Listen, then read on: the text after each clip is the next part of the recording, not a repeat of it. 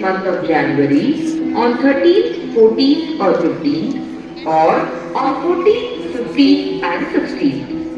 The festival of Sankranti has a geographical importance too.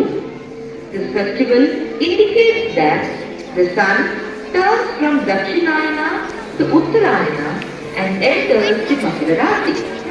This is also a reason why this festival is called Makara Sankranti. Lohri, Pongal और मकर संक्रांति। आज jalebi street पर मस्ती का माहौल है।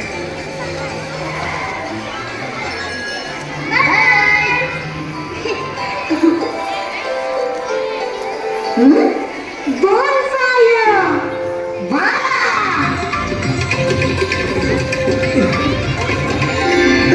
क्या बाबू क्यों करने वाले हैं?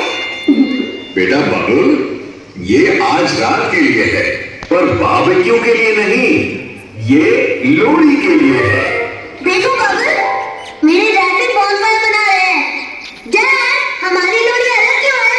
लोहड़ी नहीं मैडी, ये पोंगल के लिए है। अरे वाह बच्चों, बड़ी अच्छी पतंगे हैं। मकर संक्रांति के लिए होंगी। हाँ, मित्रा नाथ तो यही कह रही थी कि कल मकर संक्रांति है।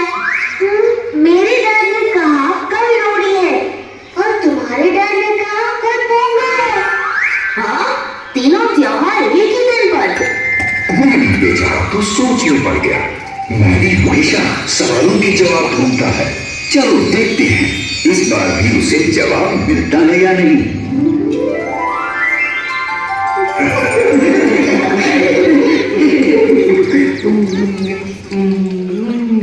मुझे पॉपकॉर्न बहुत पसंद है। कल बहुत मजा आने वाला है। मेरी पतंग सबसे ऊंची उड़ेगी। कपिल, मुझे सबसे ऊंची पतंग चाहिए। ठीक है क्रिश, कोशिश करूंगी। मैं नहीं आ सकता, मुझे पोंगल की पूजा करनी है। पोंगल कौन है? पोंगल एक त्योहार है। इस बारे में मेरी मदद करो। ठीक है। ओए डैडी, ये क्या किया? मेरे सारे पॉपकॉर्न। सॉरी बनी, पर देखो मैं तुम्हारे लिए लाया हूँ। पता है लोहड़ी की सबसे मजेदार बात क्या है? पॉपकॉर्न को इस तरह से आग में फेंकना, ऐसे। बहुत मजेदार है, मैं भी करूंगी। आज हमें ग्रैंडमा बताने वाली है कि मकर संक्रांति, पोंगल और लोहड़ी एक ही दिन पर क्यों आते हैं। अच्छी बात है ना? मैरी, क्या फर्क पड़ता है? बस पेट भर के खाओ और बाकी सब भले भले। मैं भी जानना चाहती हूँ। मैं भी। मैं भी। तीनों त्योहार एक ही दिन पर हैं, क्योंकि सब एक ही चीज की खुशी मनाते हैं, फसल काटने की। फसल काटना? रुको, मैं जानती हूँ। जब किसानों की फसल बाजार में जाने के लिए तैयार होती है, तब फसल काटी जाती है। हाँ, शाबाश प्रबल। अब समझ में आया। इसे सिर्फ देश के अलग अलग हिस्सों में अलग अलग नाम दिया गया है ना? अब मैडी खुश है, उसे जवाब जो मिल गया।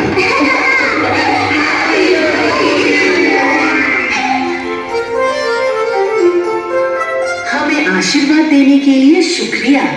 अब इस पूरे साल हमारे घरों में खुशियां ही खुशियां होगी। तुम सभी को हैप्पी पोंगल। कितनी अच्छी खुशबू है। क्या हम पोंगल खा सकते हैं? बाद में बच्चों, चलो अब तुम सब पतंग उड़ाने जाओ। कितना सुंदर है। वो देखो, वो हरी वाली सबसे ऊपर है। वो किसकी पतंग होगी? नाज, तुम्हारी पतंग तो सबसे ऊपर उड़ती है। रुको रुको, मेरी पतंग भी ऊपर आ रही है। पतंग को उड़ने के लिए सिर्फ थोड़ी हवा चाहिए और पतंग उड़ाने वाले को थोड़ा खाना। बड़ा होने से कोई नहीं जीता था ना? देखना, मेरी पतंग ही जीतेगी। मैं नाज की टीम में हूँ। नाज ही जीतेगी, नाज ही जीतेगी, नाज ही जीतेगी। मैं तुम्हारे साथ हूँ बनी, बनी ही जीतेगा, बनी ही जीतेगा।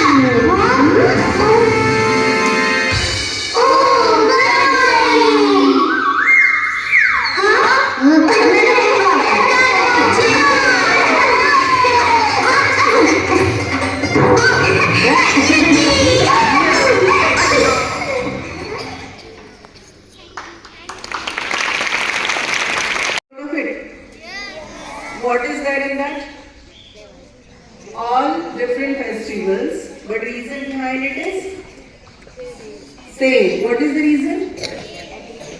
Which festival it is? Harvest festival. Which festival? Harvest festival. And you know India is known as the land of farmers, right?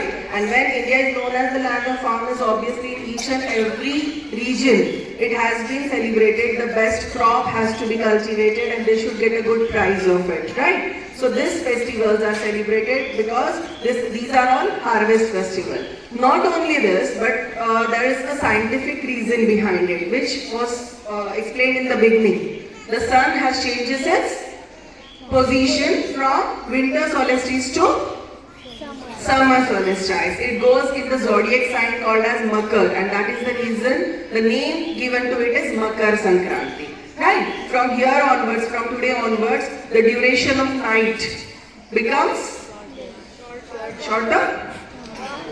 Duration of night becomes shorter, not longer. And night becomes, day becomes longer. So now the timing has been changed. The climate is going to change. From today onwards, it will be cold or it will be hot little bit.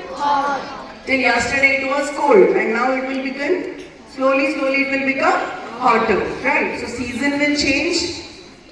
Duration will change, right? And the position of the sun will change. So there are different type of reasons behind it. Scientific as well as regional, right? People feel happy when they cultivate their farms, when they harvest their farms, and they celebrate their happiness because God has given them a good crop. So let us wish, let us pray that every farmer should get a good crop and a good price for it, right? Happy Sankrant, happy Lohri, happy Bihu, and happy Onam to each and everyone. Thank you so much.